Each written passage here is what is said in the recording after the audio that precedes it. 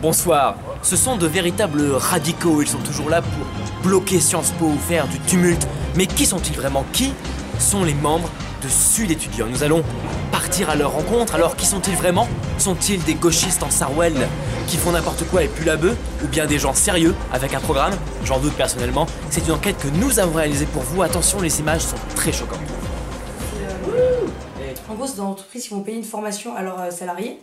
Du coup, c'est les salariés qui peuvent se former. Sauf que là, en fait, ce que propose Sciences Po, c'est des trucs vraiment d'excellence un peu. C'est super cher, c'est genre... Alors, Sud Solidaire étudiant-E-S, hein, on vous voit beaucoup bloquer Sciences Po, hein, une fois élu, savez, vous faites des trucs un peu vénères et tout, mais concrètement, à quoi vous servez à pas vous opposer tout le temps comme ça? L'une des activités de notre syndicat, c'est tout simplement d'aider les étudiants, de les informer sur leurs droits, de les informer sur les règlements de Sciences Po, que ce soit par exemple le règlement des études, parce que généralement, nous, comme on a l'habitude de pratiquer le règlement des études, qu'on a l'habitude de pratiquer le fonctionnement institutionnel de Sciences Po, aussi parce qu'on siège au conseil d'administration et du coup qu'on voit l'évolution de ces règlements, on peut essayer de les aider, de les appuyer, parfois faire l'interface avec l'administration pour les alerter et leur expliquer qu'il y a des problèmes. On siège au CA et dans des commissions. Notre premier rôle c'est de défendre nos positions ainsi que de rédiger des comptes rendus pour informer les étudiants ainsi que le personnel. Il y a peu de transparence, certaines interventions sont assez plus ou moins censurées.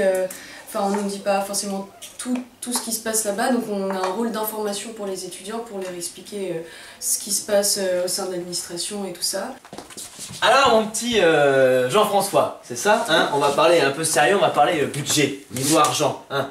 Là vous êtes un peu dans la révolte tout le temps, hein, énervé, mais dès qu'il faut s'occuper un peu d'argent, de choses concrètes, vous en êtes où vous par rapport à ça? Eh ben, concrètement, on a travaillé la commission de vie associative, qui est une commission pour déterminer combien Sciences Po va donner aux associations. Donc on a travaillé sur les budgets des associations, combien elles demandaient précisément. Donc on a travaillé ça le plus sérieusement possible pour vraiment arriver avec un dossier bien travaillé.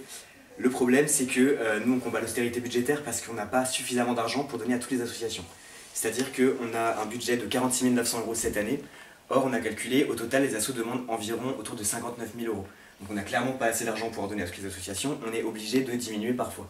Or, quand on retire ne serait-ce que 100-200 € à l'association, ça paraît infime sur un budget total, mais c'est énorme. Ça fait des projets et des conférences qui sont obligatoirement supprimés.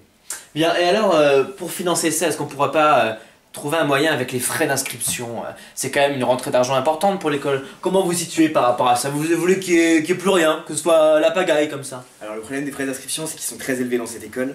Donc nous, on serait à minima pour une diminution des frais d'inscription, mais dans l'absolu même pour une suppression, que l'école soit gratuite. Parce qu'on pense que l'enseignement supérieur devrait être gratuit.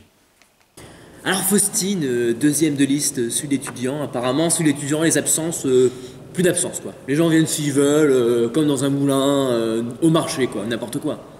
Non, pas du tout. Pour nous, si on veut supprimer le système d'absence que Sciences Po instaure, c'est parce qu'on considère que ça infantilise les étudiants et ça les déresponsabilise.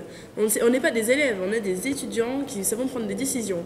Et le système d'absence de Sciences Po, c'est vraiment problématique puisque la seule façon de les justifier, c'est par un certificat médical. Donc on peut être absent pour des raisons psychologiques, pour des raisons familiales ou pour un tout tas d'autres raisons qu'on ne peut même pas imaginer, ou des fois c'est même difficile d'aller faire un certificat médical. C'est donc discriminant pour certains étudiants. Alors vous êtes Sud Étudiant-E-S, si j'ai bien compris, le combat féministe, ça consiste à mettre de l'écriture inclusive partout, tout le monde est perdu, personne ne s'y retrouve, c'est ça? Non, pas tout à fait. En effet, il y a l'écriture inclusive qui est l'un de nos projets, mais en fait, ça fait plus globalement partie de la charte égalité homme-femme, qui a été fait en collaboration avec plein d'autres acteurs et tout ça, mais on a été parmi les premiers à la mettre en place et à aider à sa rédaction. Parce qu'on pense que le sexisme dans l'IEP est toujours présent, comme au sein de la société d'ailleurs, et qu'il faut faire quelque chose vraiment pour changer ça de manière concrète. Alors que quand on pense à votre syndicat, on pense aussi à la démocratie, à l'autogestion, toutes ces choses un peu utopiques. Mais vous croyez vraiment à ces choses-là, vous?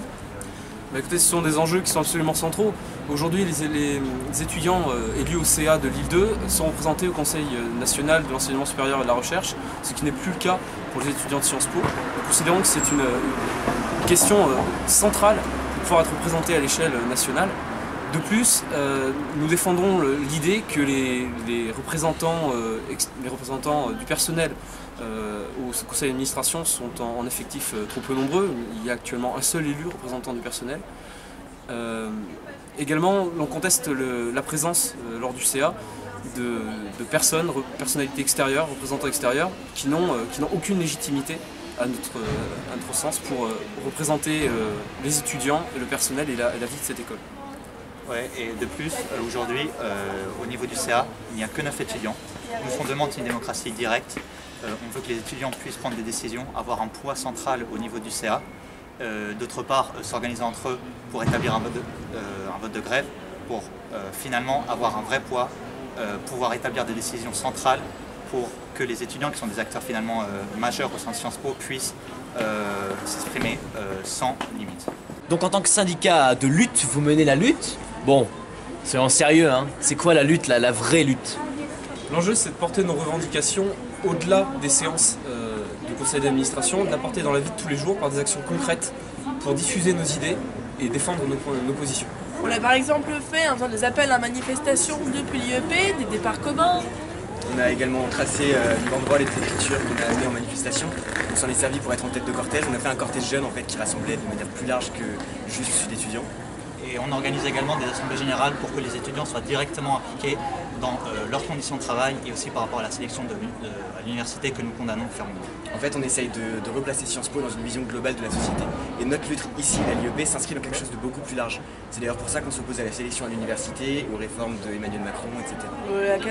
À la case du Code du travail qui concerne aussi des étudiants salariés à Sciences Po Lille, oui. etc. La diversité de Sciences Po, ce sont aussi ces nombreuses associations. Qu'est-ce que vous faites à Sud étudiant pour les aider? Pas grand-chose, j'ai l'impression, Sofiane. Ah si, franchement, vous êtes bien.